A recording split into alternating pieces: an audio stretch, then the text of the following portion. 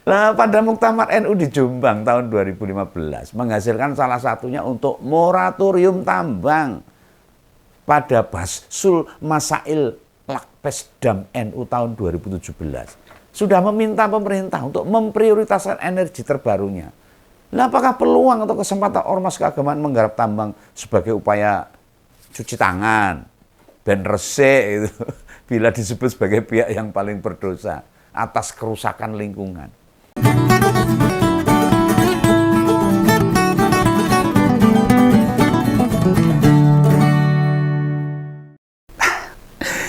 Pagi tadi, Om Begawan ini baca di media ini. Tak pikir-pikir ini kok Indonesia ini serasa berubah jadi kerajaan betul ini. Lu baru saja lo kemarin itu ngompol tuh mengupas dua kerabat istana.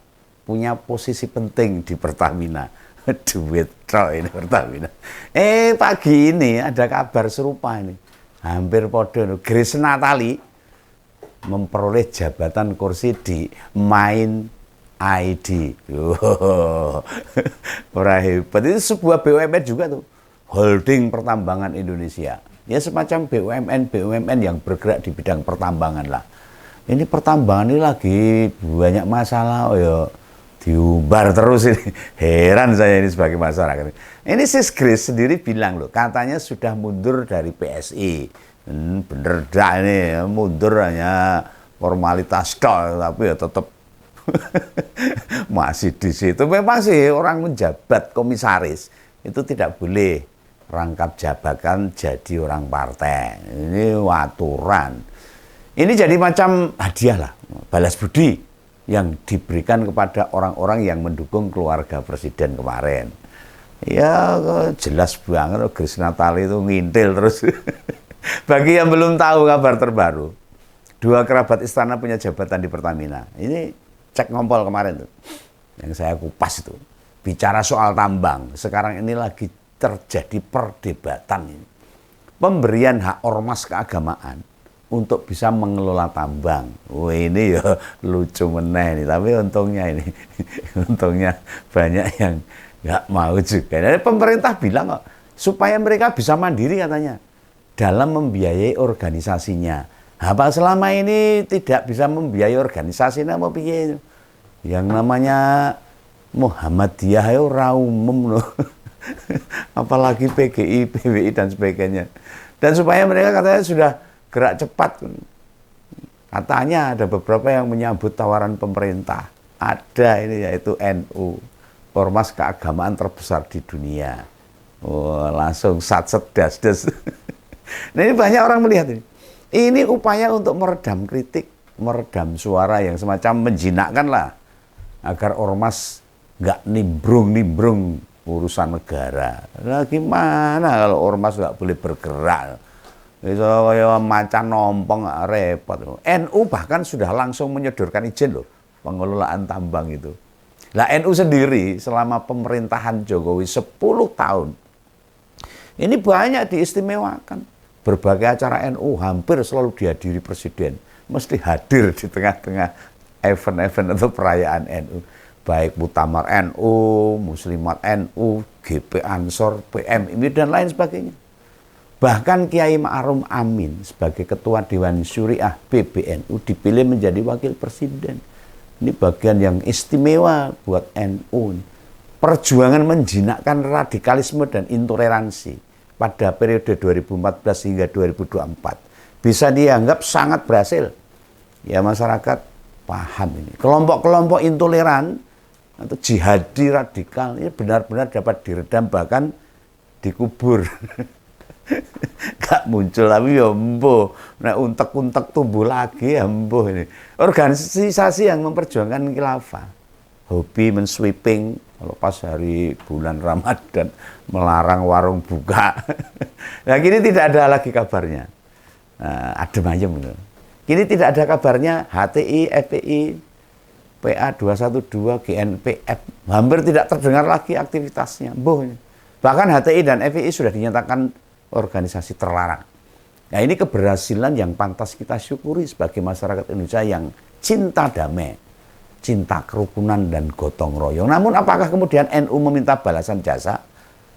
Nah, Begawan ya rasanya tidak sih. Sejak zaman perjuangan, pejuang-pejuang, sebelum kemerdekaan Indonesia loh, kita banyak mengenal tokoh-tokoh NU yang berjuang tanpa pamrih demi tegaknya NKRI untuk kemerdekaan, merebut kemerdekaan. Bahkan penghapusan 7 kata dalam Piagam Jakarta itu atas perjuangan tokoh NU loh. Iya, kita harus ingat itu, harus paham. Sementara kita ngerti nih, selama ini NU itu serius dan menaruh perhatian pada isu-isu kebangsaan.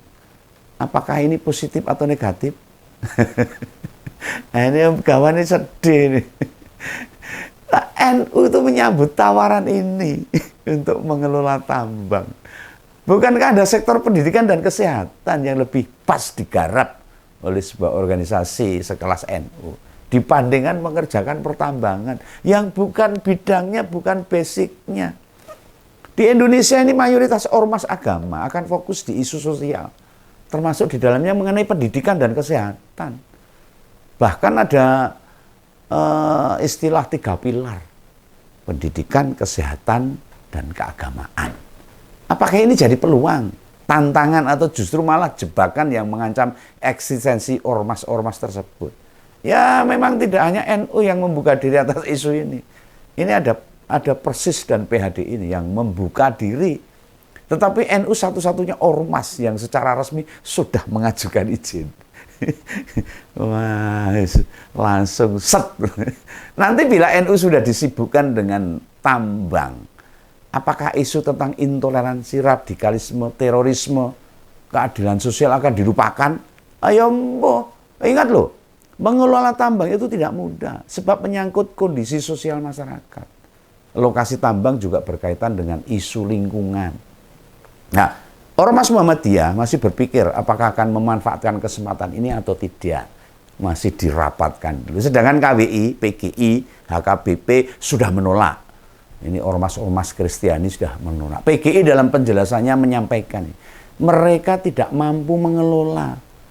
Banyak yang prihatin dengan gercepatnya NU ini.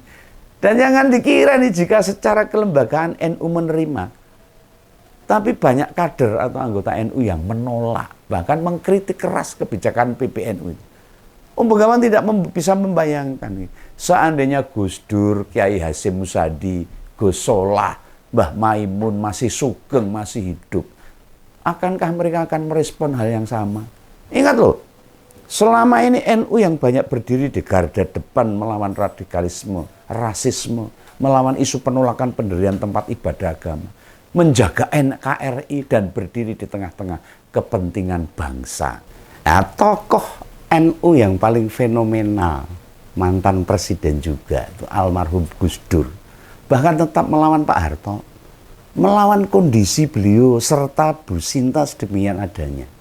Pengen tahu nih, mana suara NU daerah atau anggota mereka yang menolak?